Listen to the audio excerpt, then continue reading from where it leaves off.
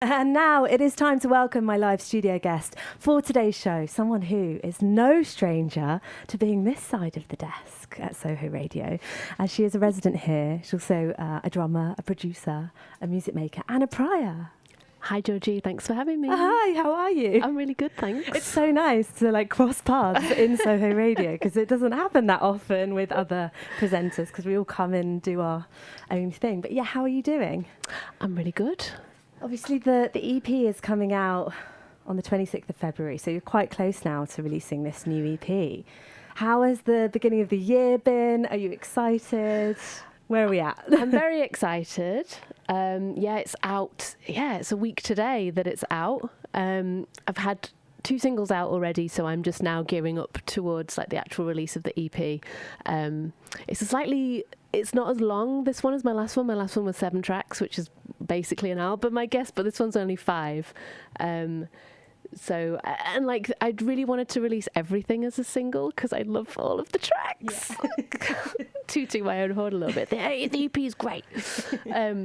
But it's just going to have the 2 singles and then going to focus on one of the tracks when it comes out. But yeah, feeling really good. Yay, it's so exciting. It's called Firefly. Yes. And yeah, like you say, it's a collection of tracks, 5 tracks on this EP. When did you start working on this? I started working on this September 2024 because I had my last EP, Almost Love, came out in June, I think it was, in 2024. And I don't know, I think a lot of other artists seem to be able to work on more music while they've still got stuff in the tank that's yet to come out, if that makes sense. And I haven't been able to do that. I have to really focus everything that I have on that one release and everything that I've been working towards. So I couldn't really start doing anything until that had come out. So then 2024 in September, and then that was when I was still living in Lisbon, and so it's it starts with this kind of sunny vibe, and then it just gets darker. It just gets darker as you can feel that I've sort of shifted back to London, and it's winter, and most of it was kind of written at my kitchen table. And it's been finished for a while. It's just trying to get the courage and I guess the funds also to sort of self-release, and so here we are. The track Silence is one of the first tasters of it, and it's speaking to the feeling of being kind of ghosted in relationships professionally and just feeling that silence. Can you talk a little bit about the theme of the track? I think I just was feeling really lonely. It's quite strange. I was 2025 was at the start of it was when I wrote it, probably around this time last year. It was just that winter slump that everyone has, and I was just had all this energy that I wanted to do things and go places, but people were on holiday, or people were having babies, or people were just busy, and just there was some miscommunications and misconnections along the way, and I just spent a lot of time on my own, which I don't mind doing, but it was it started to get a bit much, and I think I was just had one of these. I wrote it in the morning. I started doing it at 9 a.m. in the morning. I was I'm so annoyed. What can I do? And I started writing this really kind of fierce track, and I knew it had to have these kind of break beaty kind of drums with it, and the screaming, and it kind of came together really quickly, sort of throughout that day. Yeah. I think we all go through those periods where you just feel like no one is replying. Yeah. No one is getting back to you, and you're I've put myself out there. I've sent all these emails. Or just like you say, just missed connections. It's just for some. I feel like there's a bit of a wave with that, and I feel like everyone can relate to that. Sometimes where you're just oh, this is what's not happening here. Is Mercury in microwave or something? Maybe it was. It probably was. So Silence. And in terms of the production of it, because there's that slight kind of drum and bassy feel, breakbeat feel to it. And also, is it true that Jordan helped with a little bit of womp? Yes, they did, because we share a studio together, and I, like I said, I did this around this time last year, and I started having the studio with Jordan, and also another producer called Meg Ward, who I'm a big fan of, and who's really cool. We're all from Doncaster. which is quite bizarre. So we've got a Yorkshire flag in the studio. Anyway, I sent love that. Donny Massive. It really is. Yeah, I just hadn't connected that you, Meg, and Jordan. That's amazing. And also there's a producer called Melody, and he also has a studio in that same complex. He's also from Doncaster. So there's just this big Doncaster connection going on. And I sent the track to Jordan just to see what they thought of it, and they were just like, oh, love it, I'd love to do something on it. And I knew that it needed, like, the bass needed changing a little bit more, and it needed kind of just something, like, it needed more movement, and they knew exactly what to do. So we had, like, literally, like, 2 hours in the studio, and it was just like changed track. Yeah Brilliant. And also, what about the rest of the EP then? So you talk a little bit about it sort of starting quite sunny and then moving into darker territory. What else can we expect? Like, what did you find yourself honing in on, and what kind of sounds were inspiring you that made it onto the EP?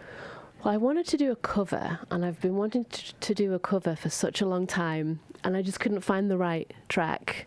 I tried to do like a New Order one, and I tried to do an Iggy Pop one, and I was just all these different things. I was like, they all just sounded a bit rubbish. So, and I was working a lot in like keys. Like, I wanted something that was like I think it's in A minor or A flat minor, and I was thinking, like, what songs are in this key already? And then I went through, and it was it came up with No More Drama, the Mary J. Blige song, and I was like, such a banger. Okay, let's just do it. Like, I don't know where I got the audacity from, really, because like the original is just so good, and it means so much to me, the track. And that was another thing that came together on my kitchen table as well, like super quickly. And I basically took the lyrics and like created a whole new mood to it, I guess. I'm really excited for that one to come out. Also a bit apprehensive because I think a lot of people might hate it, because I think it is such a beloved song.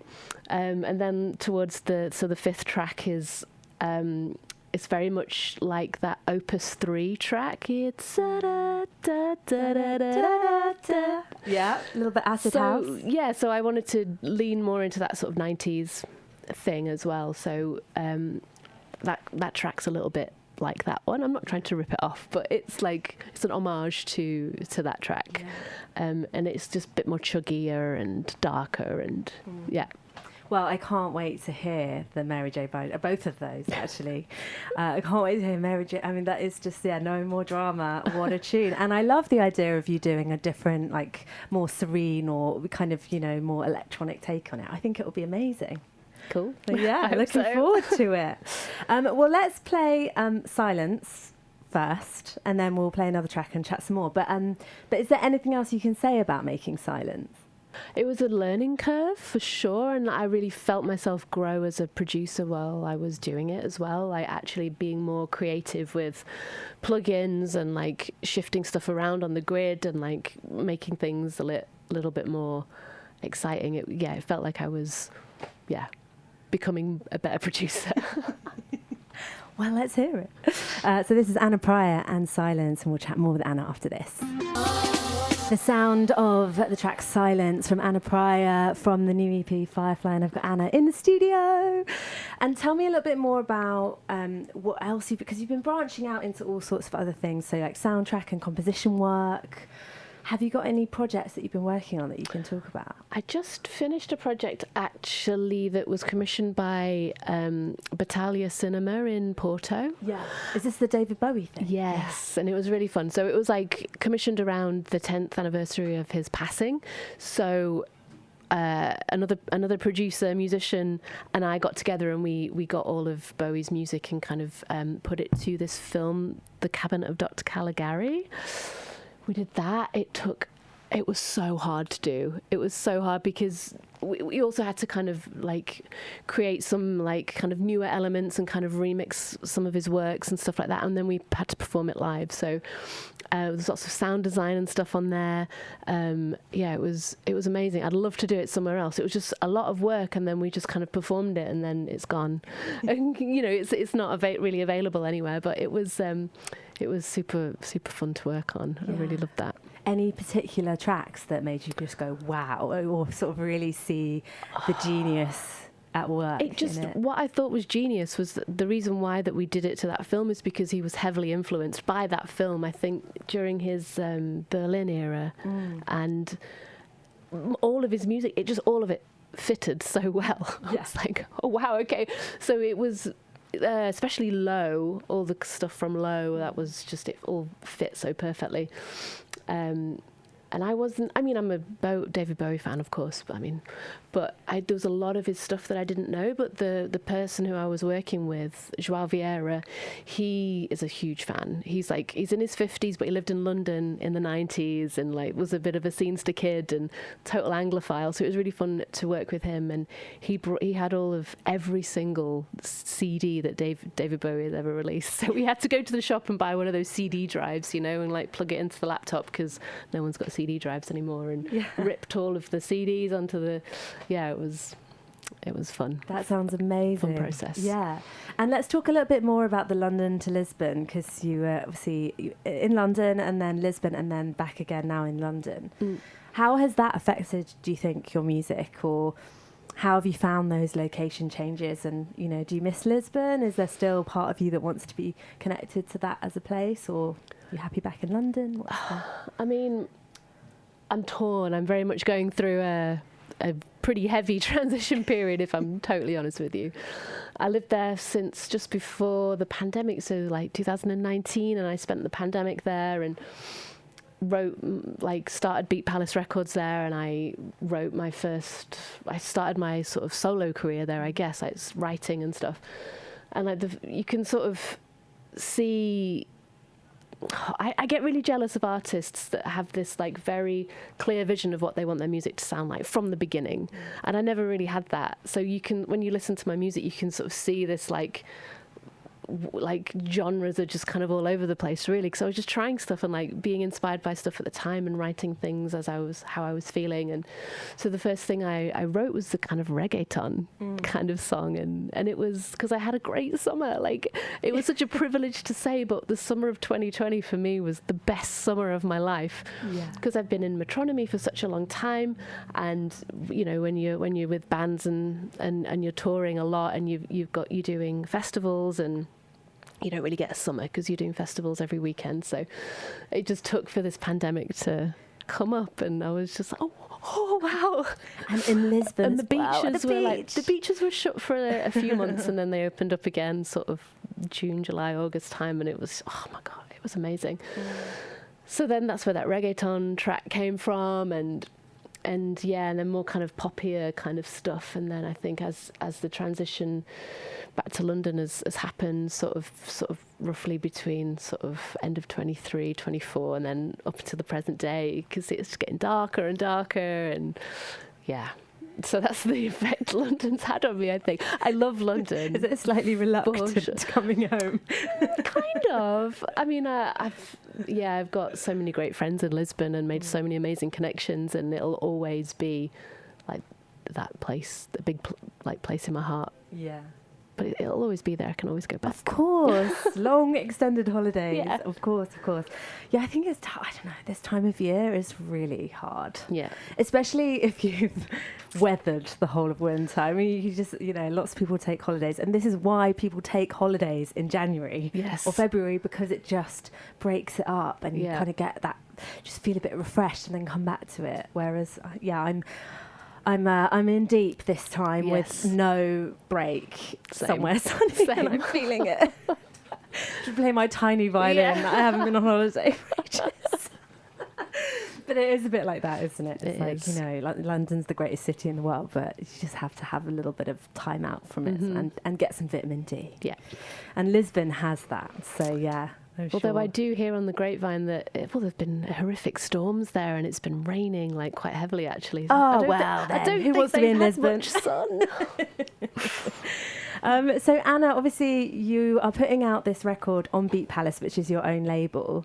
What have you found are kind of the benefits, and I suppose some of the challenges as well of releasing and self-releasing on your own imprint? It's good to have full control. I really appreciate that. I'm not a control freak, but I do have very kind of solid ideas of what I want, and sometimes if you work with a label, there's like, sometimes there can be too many cooks in the kitchen and everyone has an opinion, and which has its benefits, of course. I released my last EP on house anxiety, and they were great to work with. I really, really loved working with them, and they were very generous with like what they invested in it. And so now it's like, it's good to retain full control, and but it just feels a little bit lonely. I'm not gonna lie. It just feels a bit lonely. Like I have built a lovely team around me with like radio pluggers and PR and getting my music out there to DJs like yourself and radio producers and stuff. But yeah, no regrets. I'm happy that it's coming out on my own label this time. Yeah. And let's play another track from it. So True for You. Is there anything you can say about the making of this or a story behind it? True for You was the first one I wrote from the EP, and it was what kind of shaped the whole thing. I think that's probably why I put it first. And it's the first time I started experimenting with like loops, sort of, and sort of less. It's sort of less synth. There's obviously like synths and stuff on there that I've sort of produced myself, but it was the first time I've started using loops and stuff, and I really liked the outcome. And when I was first doing it, recording it, I didn't have a proper microphone. I had I had an SM58, which is, they're great, but it was I think it was slightly broken, because every time I was holding it, it was creaking in the thing, and I couldn't get enough. It was a mess. So I just sang into my iPhone. Yeah. And it almost made it onto the actual mastered track, but I managed to have some time in the studio and use a proper microphone. But on silence, actually, some of that screaming and the backing vocals is just recorded on my phone. Yeah, and it's crazy actually how much you can do with just your phone and device in your pocket. It's mad. Yeah. And just lastly, is there anything that's getting you kind of mad inspired at the moment? Like any new artists or anything that just got you feeling really hyped about music for this new EP? It's actually made me go the opposite way. It's made me search for music from my past. Yeah, go back to the old and stuff. I've really gone back to Placebo. I don't know why this is like popping up, but I can't get enough of it. I can't get enough of them. So yeah. There's so many amazing female producers and artists out there at the moment. There's someone that I really like who is very popular. She's called Art School Girlfriend. I really like her. And there's also a producer called Cloyd. Yeah, I've got both of those. Really their new tracks to play on the show today. Yes, big fan. Yeah.